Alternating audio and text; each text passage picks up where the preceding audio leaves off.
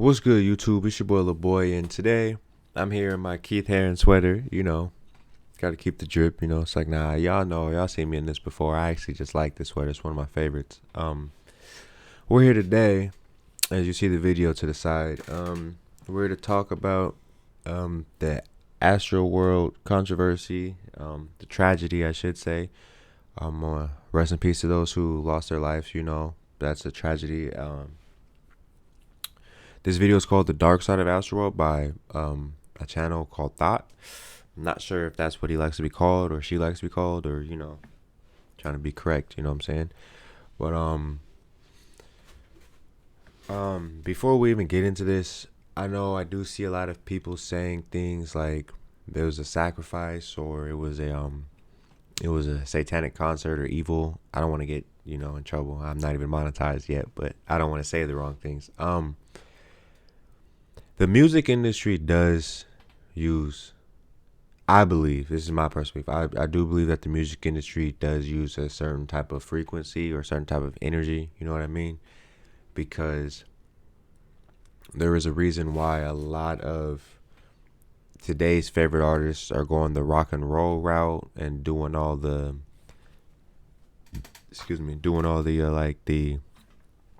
demonic stuff, Sorry, y'all, gotta make sure I'm good. Look a little rough today. I got my hair out, man. I need to go get twisted. It's crazy out here. But I do believe that they use a lot of, energies. I believe I don't want to say your favorite rapper sell their soul, but I believe they do something for that bag. You know what I mean? That's something that's against their morals and their beliefs. What was it, a year ago, 2 years ago, when that EXO Tour Life came out? And Lil Uzi was performing it, and he said that we're already in the rapture and we can't escape it. We did not ascend to heaven. We're stuck here with him. And no, we've heard the song thousands of times already, and you didn't realize that there was a message behind it. That was his own words, and his own that was his own words and his own.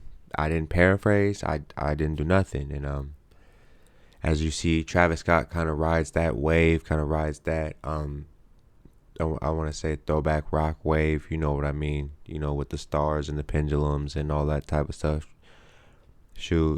Travis Scott's concerts are widely bragged at as being a Mad Max type of environment. Have you ever seen the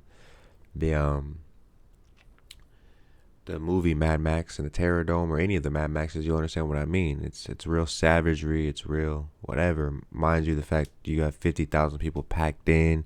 It's a mosh pit. It's very easy for things to go wrong, but at the same time, he did just put out a song called Escape Plan, and there was no escape plan.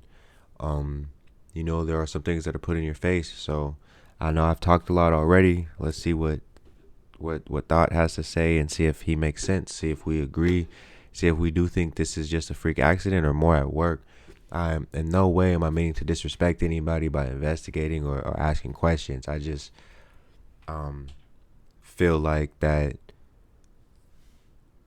2 + 2 is 4. You know what I'm saying? Straight from Mexico, come here, bitch. Smoke my blood. Get that motherfucker, get him. You tried to take my shoe? You want to be a thief? Fuck him up, fuck him up, fuck him up.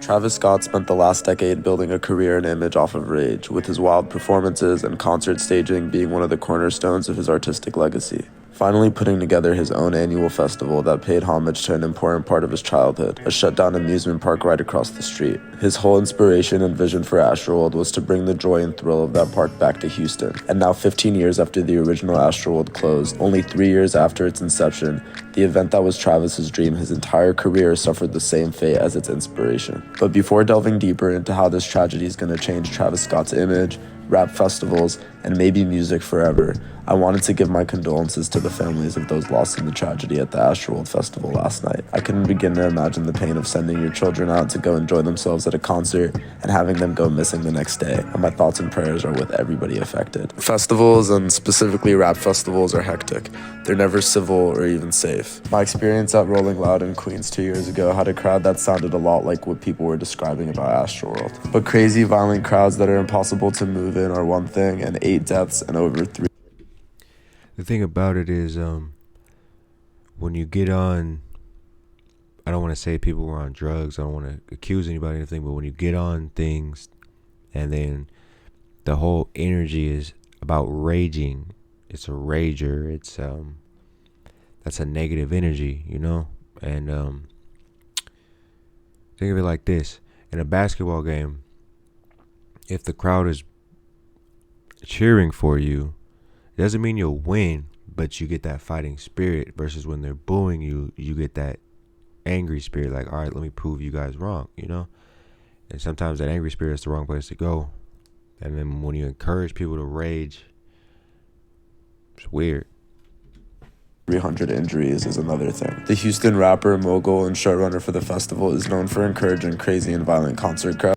You seen the snake coming out of his eyes? You see what I'm saying? It has been performing for over 10 years and has never had anything quite this bad happen at a concert. All of this came at the worst time for him. After a year of savvy business deals that made him a household name, he just began getting back into music with the beginning of his rollout for his new album, Utopia, marked by his new singles Escape Plan and Mafia. What's eerie about all this is there was no escape plan for the casualties of the chaos of AstroWorld's crowd. After his album rollout ad was on the front page of Houston papers yesterday, he's back on those front pages today for a very different reason. The circumstances are as mysterious as they are tragic.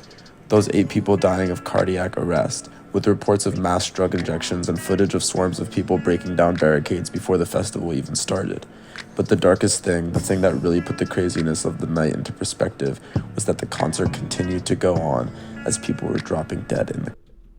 Now, you guys see now, like, all the type of stuff, the visual type of stuff he's using in his videos, you know, it desensitizes you from when somebody's actually needing help.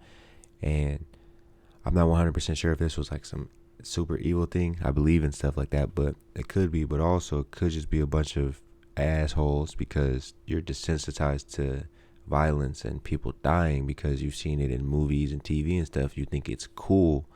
You think it's so lit. Like, in a few days, people are going to be saying it was so lit, people died. Watch, I'm telling you. Crowd. Footage of paramedics who were understaffed and unequipped to handle the situation, taking care of people on the ground while music played on and Travis performed in the background, are the definition of dystopian.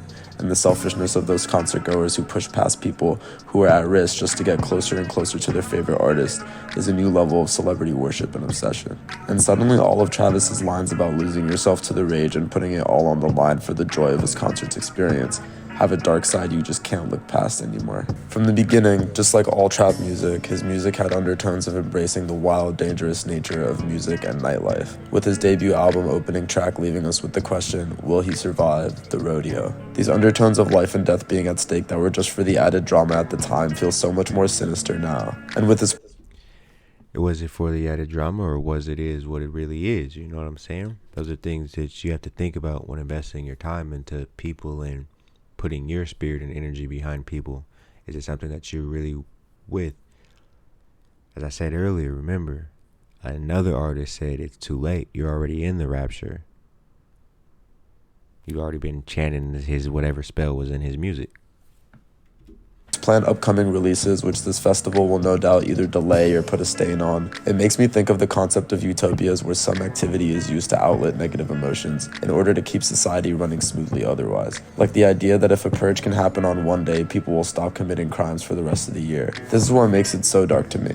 Travis is rolling out an album called Utopia and drops 2 singles with an album cover that says, "The true dystopia is here." It's been a theme in his music that music and the night show can be outlets for all the rage and violence of humanity. reality. It's almost like with this rollout, he was building his vision of a utopia where the music is the outlet that makes the utopia possible, while the true evil, the true dystopia, was in the music. For the festival on the same night of the release to show the ugliest and most extreme possible side of that rage just puts on full display the consequences of that kind of experience when the proper precautions aren't taken. I'm the last one to think aggressive rap concerts are inherently dangerous or that rap music makes people violent. It's not the music that's making people violent. See, y'all try to say rap music made people violent when it was about gangbanging and selling drugs and all that. In this type of stuff, this man literally says some shit that's very questionable. I know I name dropped Uzi earlier, but Travis Scott says some shit that's questionable too. I believe during this concert, actually, he was saying how people were transferring to another plane and about the altitude and having gratitude for his show taking place at a certain altitude, and his stage turns into a portal and things like that. And while people were dying, you're saying that? But this happening in such a preventable context really shook me. Festivals and concerts are what I look forward to the most, and for it to be turning into such a terrifying atmosphere for so many people is tragic. It's tragic for the families, it's tragic for concert lovers, and even... That's enough of that. But yeah, so most definitely you can see that not just here, but with other music, with other things in music that, you know, like we can bring up, watch this. Let's just type it in. Evil in the music industry. And you'll see truth about the music industry, myths, devil in the music, manipulation, music industry's dark side. I don't want to say what that said in there. Rage, and this word right here is what music's about a lot nowadays, you know. Let me see if I can get to the video that I was trying to. Right here. Guys, check this video out. Might help you understand some things. Nick Cannon might help you understand some stuff. Look at this. It's a joke. He was joking in the interview, but he was serious when he said it.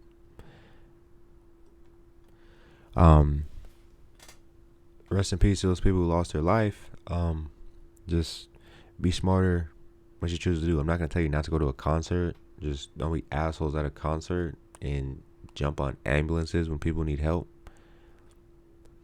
I know at some other concerts that man's had previously, like, people have passed out and he's gotten them help and stuff. So I'm not gonna go all the way and say he just used a sacrificial word and all that, but like it is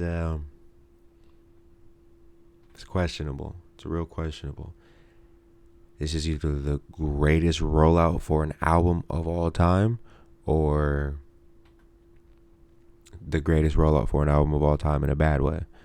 Because if we're already in the rapture, which another person said, y'all know what comes next after the rapture. So if you didn't get taken, we're about to live through some wild stuff.